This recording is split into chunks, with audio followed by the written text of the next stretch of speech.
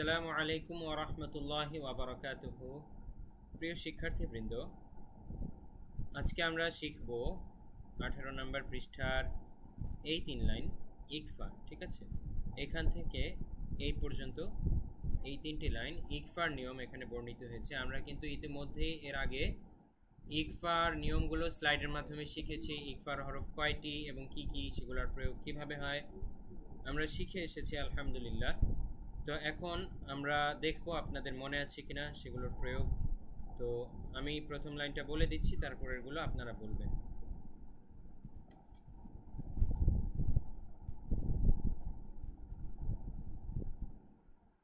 এটি বলুন।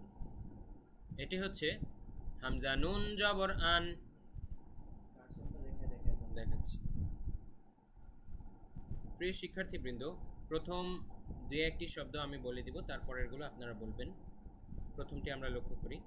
হামজা নুন জবর আন, ফা পেশ ফু, আং ফু। খেয়াল করুন, প্রথমে কিন্তু হামজা নুন জবর আন হবে, প্রথমে নর্মাল, কেন এখনো পরের অক্ষর আসে নাই। পরের অক্ষর ফা ইকফার হরফ যখন আসবে তখন আন থেকে সেটা আং হয়ে যাবে। এই বিষয়টা মাথায় রাখতে হবে। হামজা নুন জবর আন, ফা পেশ ফু, আং ফু। সিন পেশ সু, আং ফুসু। কাফ মিম পেশ কুম, আং ফুসুকুম। খেয়াল করুন, নুন সাকিনের পরে ইকফার হরফ ফা থাকার কারণে কিন্তু এখানে আমরা ইকফা করে পড়ছি, আং, আন না বলে আং এভাবে বলছি। ঠিক আছে, তো আমাদের ইকফার 15টা হরফ আমি আবারও আপনাদেরকে মনে করিয়ে দিচ্ছি। আপনারা আবারও চাইলে সেই স্লাইডটি দেখে আসতে পারেন আগের ভিডিওতে যে। তো ইকফার 15টি অক্ষর হচ্ছে, আচ্ছা কি কি জানি,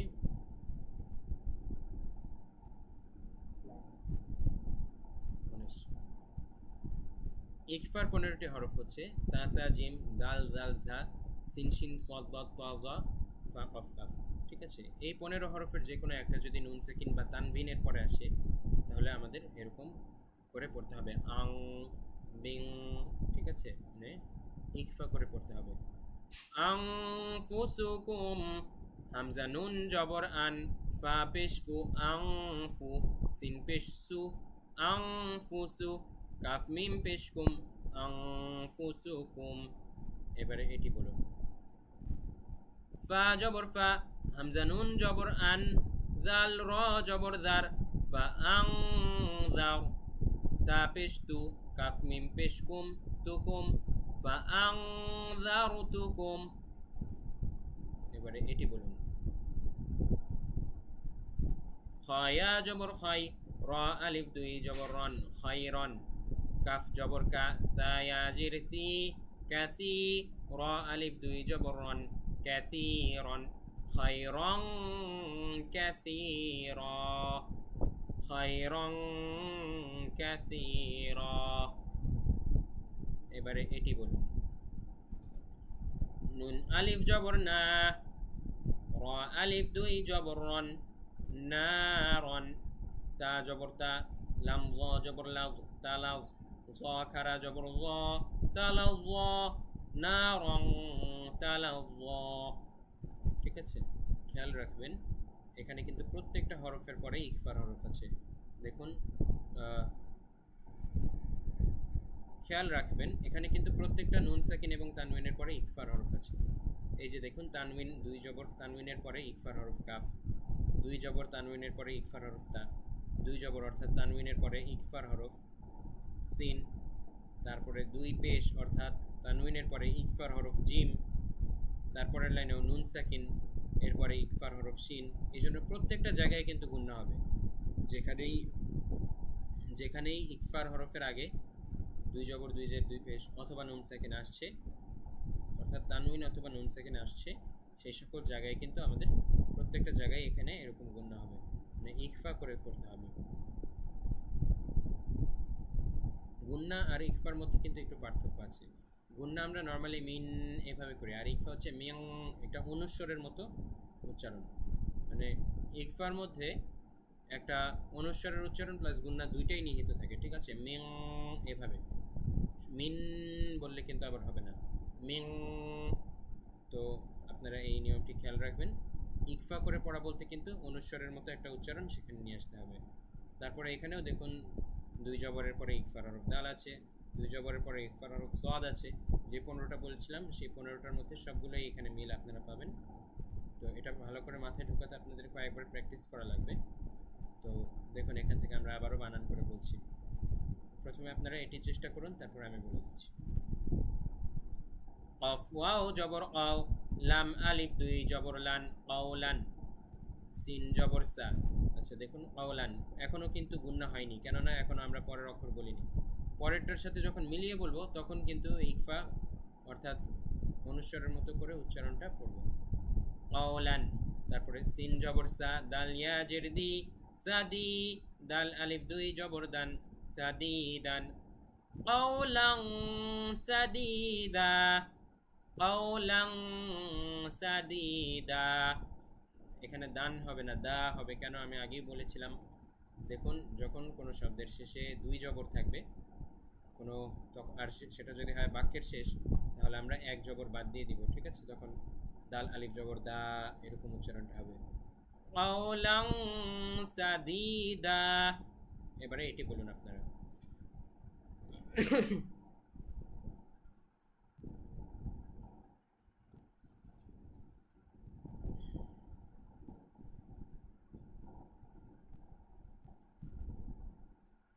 এবারে এটি বলুন আপনারা।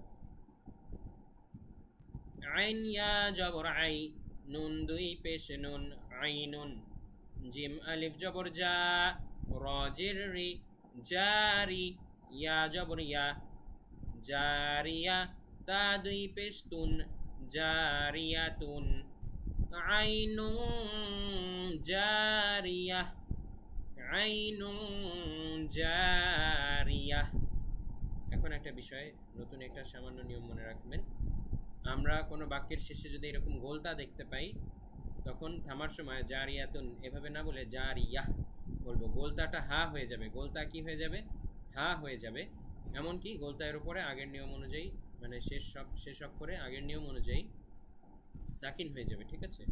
যার কারণে উচ্চারণটা এরকম হবে জারিয়াহ, জারিয়াহ,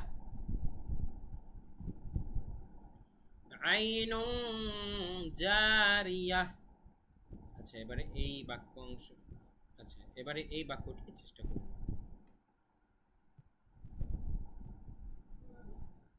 আচ্ছা এবারে এই বাক্যটি চেষ্টা করুন। মিম নুন জের মিন, শিন র জবর শার, র লাম জের রিল, শাররিল, মিন শাররিল, ওয়াও সিন জবর ওয়াস, ওয়াও আলিফ জবর ওয়া, ওয়াসওয়া, ওয়াসওয়া,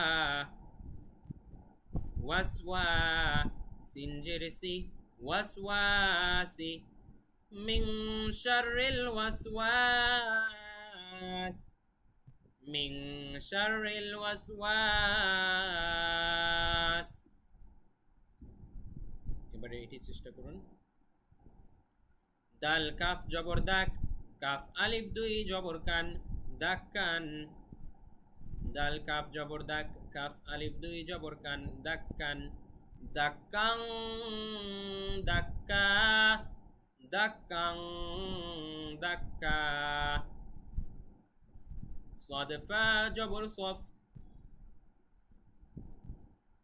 صاد فا جبر صف، فا ألف دوي جبر فن، صفا، صاد فا جبر صف، فا ألف دوي جبر فن، صفا।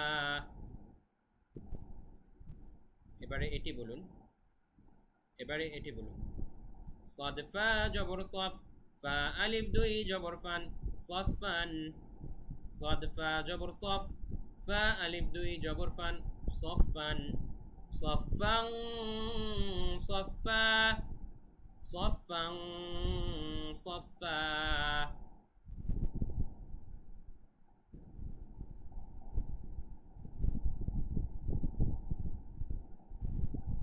صفا صفا। এবারে এটি বলুন। না শেষ। সফা সফা আবার বলতেছি, এই পেজটা না, মানে ওই নিয়মটা শেষ।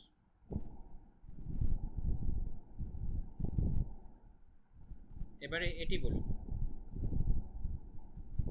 صاد فا جبر صف فا ألف دوي جبر فن صفا صاد فا جبر صف فا ألف دوي جبر فن صفا صفا صفا صفا صفا প্রিয় শিক্ষার্থীবৃন্দ, এই 3 লাইন শেষ করার মাধ্যমে আপনারা ইকফা সম্পর্কে একদম পরিপূর্ণ ধারণা পেলেন।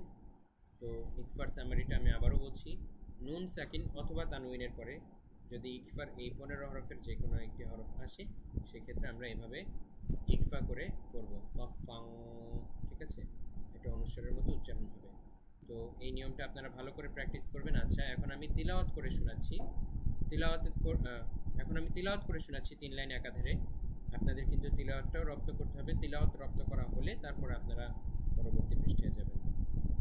তিলাওয়াত রপ্ত করা হলে তারপরে আপনারা পরবর্তী ভিডিওতে যাবেন। এবং তিলাওয়াত রপ্ত করার জন্য আপনাদের কিন্তু আমি আগেই বলেছি, এক একটা শব্দ 20-25 বার করে হলেও বা আরও বেশি, যতবার আপনাদের প্রয়োজন, এক একজনের এক এক রকম হতে পারে, যতক্ষণ না পর্যন্ত আপনার পরিপূর্ণ এমনভাবে আয়ত্ত হচ্ছে যে শব্দটার দিকে তাকালেই বুঝতে পারছেন যে এই শব্দের উচ্চারণ কি, বানানটা অটোমেটেড হয়ে যাচ্ছে আপনার মাথার ভিতরে, ততক্ষণ পর্যন্ত প্র্যাকটিস করতে হবে। আনফুসুকুম ফাআনযারতুকুম খায়রান কাসীরা নারান তালাযযা কাওলান সাদীদা আইনুন জারিয়া মিন শাররিল ওয়াসওয়াস দাক্কান দাক্কা সফাং সফা। প্রিয় শিক্ষার্থীবৃন্দ, এর মাধ্যমে আমাদের ক্লাসটি শেষ হলো। আপনাদেরকে বারবার চর্চা করার অনুরোধ জানিয়ে আজকের ক্লাসটি শেষ করছি। ওমা তৌফিক ইল্লা বিল্লাহ। আসসালামু আলাইকুম ওয়া রাহমাতুল্লাহ। এখন এই পেজটা আরেকটু বাকি, তখন বলবো। আচ্ছা।